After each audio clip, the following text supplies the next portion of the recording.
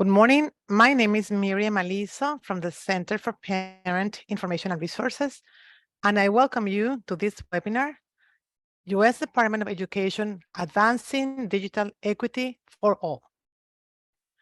The Office of EdTech is part of the national effort for digital equity plans. We are going to present on how parent advocates can be part of that effort in today's recording. Our presenter today is Ji-Soo Sung, Digital Equity Advisor from the U.S. Department of Education Office of Educational Technology. So thank you, Miriam, for that intro, and thank you to everyone that's listening in on this recorded session. I really appreciate the Center for Parent Information and Resources at the Statewide Parent Advocacy Network for inviting the Office of Educational Technology, or OET, for this opportunity to speak to your community. As Miriam mentioned, my name is Ji-Soo Song, serving as the Digital Equity Advisor at the Office of EdTech at the Department of Education, where my role is to collaborate with agencies across the federal government to help maximize the reach of programs and policies around broadband access and digital equity that impact our learners and their families. For those of you that aren't familiar with our office, just wanted to do a quick intro. The Office of Educational Technology, or OET, develops national EdTech policy and establishes the vision for how technology can be used to transform teaching and learning, and how to make everywhere all the time learning possible for early learners through K-12, higher ed, and adult education. And I think we're most known for issuing the National EdTech Plan, or the NETP, which oftentimes serves as the basis for a lot of state and local EdTech plans. That resource is undergoing a refresh right now for a publication by early 2024, hopefully. And you can find more information about our office at tech.ed.gov. So for today, I'd like to accomplish three major things. The first is provide some context regarding some of the national digital equity efforts that are underway. Second, love to highlight some examples of the education sector's current involvement with a lot of these efforts. And the third, share resources and suggested action steps for how the parent community and the parent advocacy community can contribute to all of this, to ensure that learners from all backgrounds can benefit from equitable access to technology. So overall, we hope that this presentation will help you consider your role in advancing digital equity for all learners. So a little bit of policy context. The bipartisan infrastructure law, which passed back in the fall of 2021, included a $65 billion package in broadband investments. And we have an opportunity through this historic funding to make home access to broadband and digital opportunities more equitable and sustainable at scale. And this funding includes the Digital Equity Act programs, which is administered not by the Department of Education, but by the Department of Commerce and an agency known as NTIA, which over the next year will fund the development of these state digital equity plans. All states and several territories have already received their digital equity planning funds, and many of them received their funds last November and December, and they have a year from the date that they received the funding to complete their digital equity plans.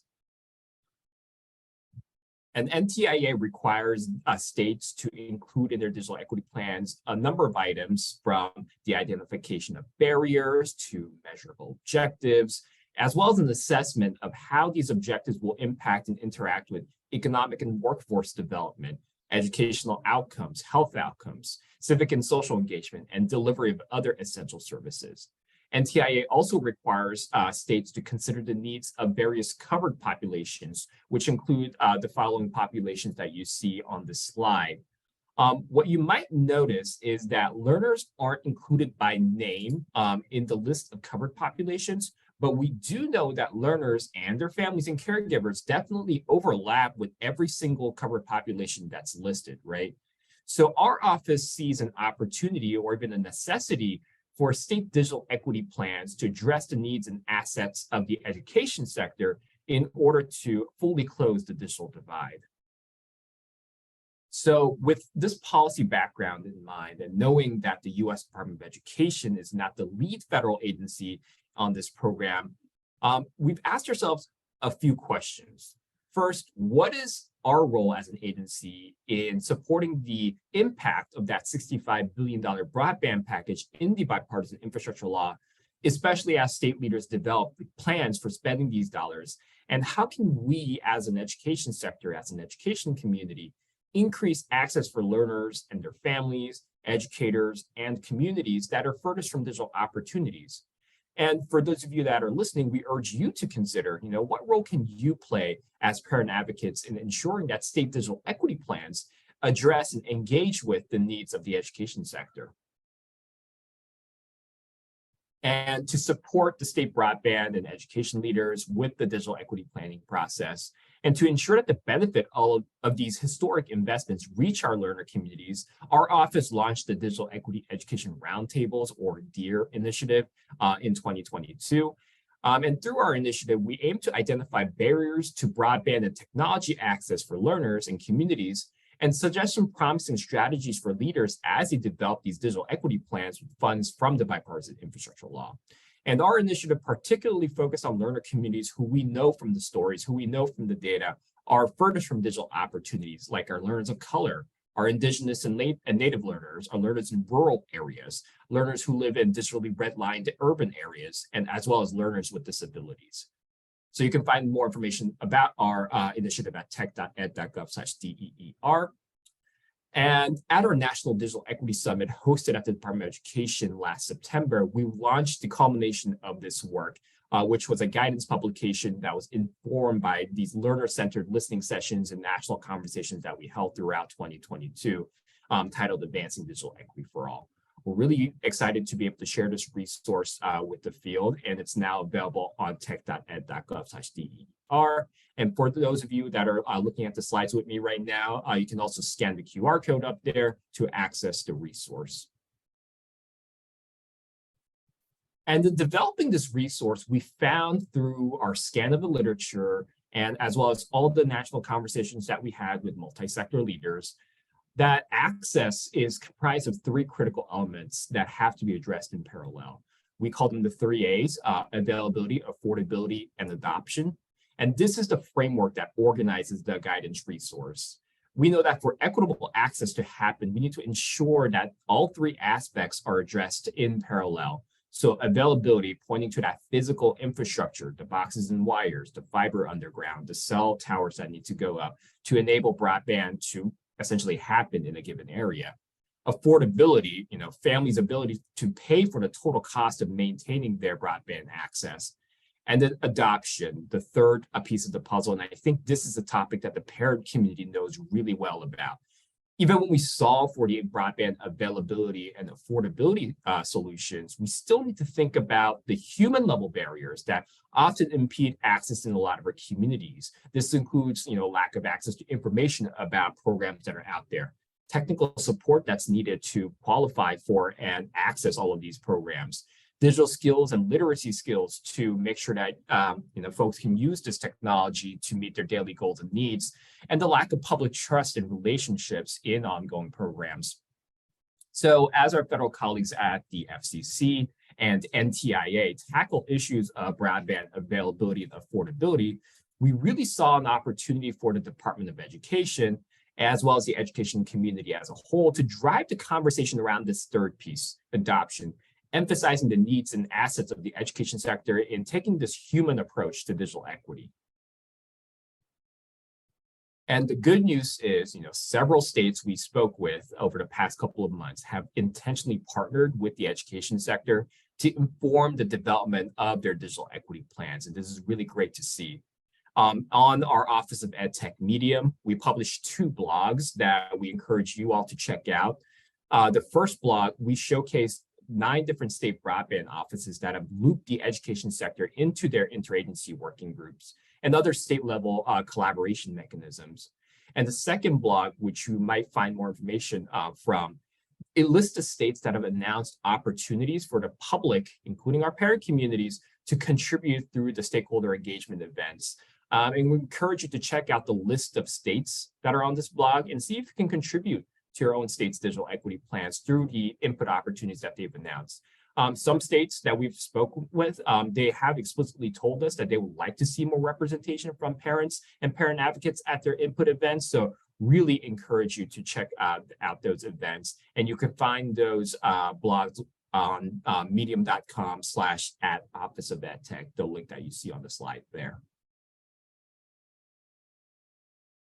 So I know that was a lot of background information. So I think the bottom line question that you all might be asking is, how can education leaders, parents, parent advocates all contribute in these national digital equity efforts?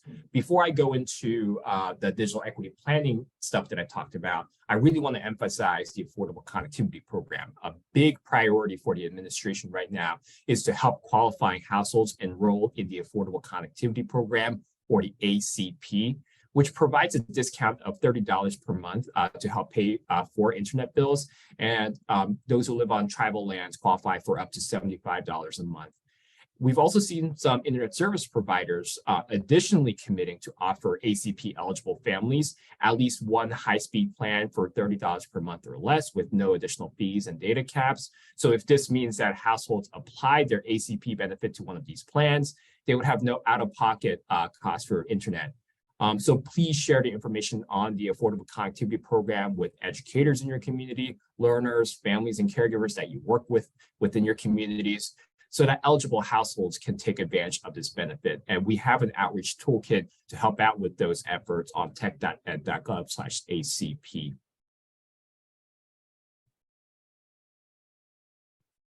All right, so getting back to the topic of state digital equity plans, I mentioned that all of the states are engaging in those planning efforts right now, and here's a few ways you can think about to contribute to that work.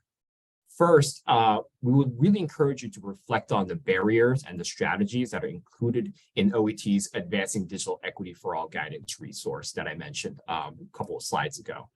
How do those barriers resonate with the communities that you serve? Are they the barriers that you've also observed in your own communities?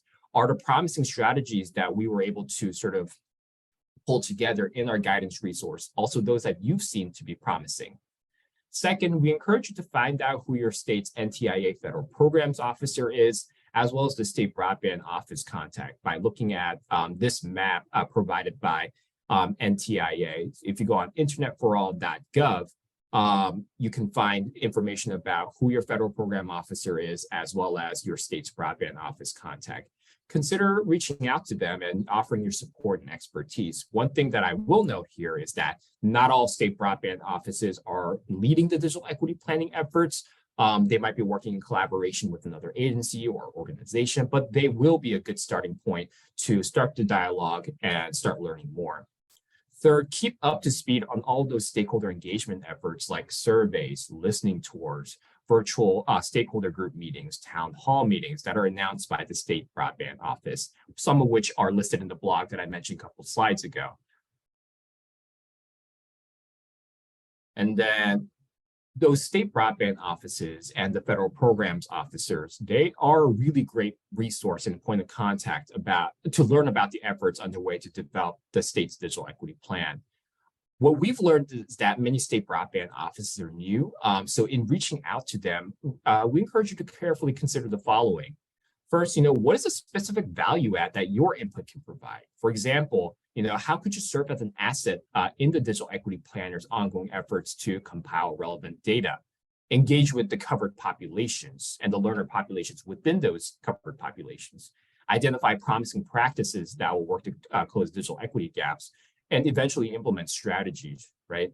How can you ensure that the message is coming from someone in a position of leadership or through a unified coalition type voice so that your questions and suggestions can be heard? And how can you help the state broadband and digital equity planners understand the overall landscape of the education sector and the assets that it can provide to the digital equity planning and implementation process? Fifth, we'd love for you to check with your points of contact at the state level, maybe the state education agency, to see if they've already grabbed a seat at the digital equity planning table, because many of them are working with the digital equity planners already. So discuss how you could provide support to the SEA to their digital equity planning efforts if it's already underway. And then finally, digital equity plans are required by law to undergo a 30-day public comment period. So when states announce opportunities for the public to, comment on the draft digital equity plans, consider participating in that process to further advocate for the needs of learners furthest from opportunities. And we've heard from different states that that's likely to happen over sort of the summer timeframe. So be on the lookout for that. And then just to close out, NTIA, again, which is the agency that is administering all of these digital equity programs, they're requesting comments from the field on how to structure some of the funding that will follow the digital equity plans to help implement strategies. So by May 1st, we would love for you to respond to NTIA's request for comment on the 2 grant programs that they will soon announce, the State Digital Equity Capacity Grant Program and the Competitive Digital Equity Grant Programs. Within the request for comments, there's at least 2 questions that they ask about, how we can best support learners with this new funding. So consider giving your input as a parent advocacy community to this request as well. So we've been dropping the relevant links in the chat for your convenience, but here's another slide that you can refer to in case you missed any of the links that we mentioned throughout the presentation. We're also happy to share this list with you by sending the PDF of the slides, sharing that with CPIR so that you all have it in hand as well. So this is my last slide. Just wanted to conclude with 2 quick questions. First, how does digital equity impact education? Let's think about the research. We know from the research out of the Qualo Center at Michigan State University that our students who lack access to the internet from home or are dependent on a cell phone, they exhibit lower digital skills attainment, homework completion rates, GPAs, standardized test scores, and this culminates in negative impact on their college readiness, STEM career interest, and whatnot. On the other side of things, we know from the research out of Arizona State University that the widespread adoption of broadband has a significant impact on the learning outcomes for all learners, and especially for our learners of color.